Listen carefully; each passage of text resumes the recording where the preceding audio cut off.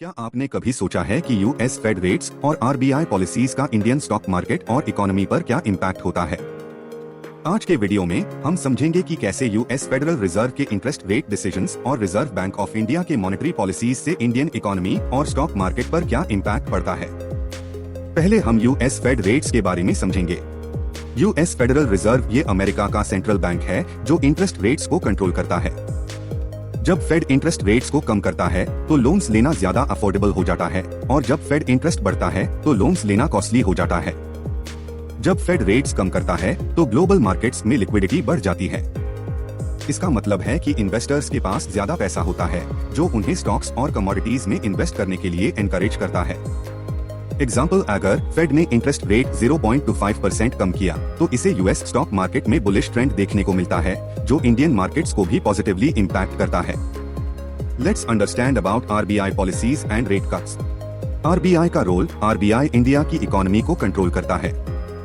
ये इन्फ्लेशन को कंट्रोल करने के लिए इंटरेस्ट रेट्स को एडजस्ट करता है। रेट कट्स, जब आरबीआई इंटरेस्ट रेट्स को कम करता है तो बैंक्स के लिए लोन्स देना ज्यादा कॉस्ट इफेक्टिव हो जाता है। इसे बिजनेसेस को ग्रोथ मिलती है और कंज्यूमर स्पेंडिंग भी बढ़ता है।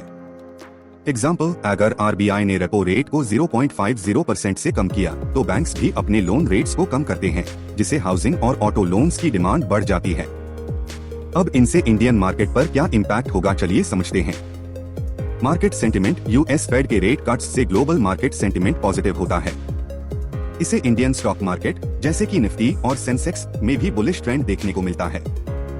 फॉरेन इन्वेस्टमेंट, जब यूएस में इंटरेस्ट रेट्स कम होते हैं तो फॉरेन इन्वेस्टर्स इंडिया की तरफ ज्यादा अट्रैक्ट होते हैं क्योंकि इंडियन मार्केट में ज्यादा रिटर्न्स मिल सकते हैं। इसे इंडियन कंपनीज जैसे एचडीएफसी बैंक, इन्फोसिस और सभी सेक्टर्स में बुलिश मूव मिलता है।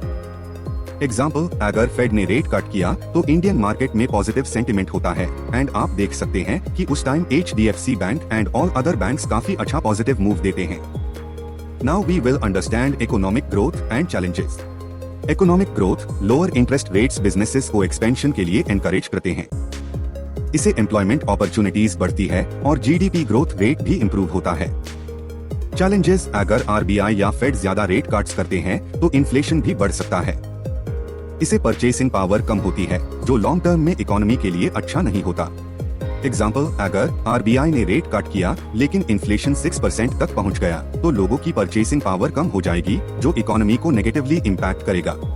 तो दोस्तों, आज हमने देखा कि कैसे यूएस फेड रेट्स और आरबीआई पॉलिसीज का इंडियन स्टॉक मार्केट और इकोनॉमी पर क्या इम्पैक्ट होता है। ये समझना जरूरी है कि ग्लोबल इकोनॉमिक फैक्टर्स का लोकल मार्केट्स पर क्या इम्पैक्ट होता है। अगर आपको ये वीडियो पसंद आया हो तो लाइक करें, शेयर करें और हमारे चैनल को सब्सक्राइब करें। आपके कमेंट्स का इंतजार रहेगा।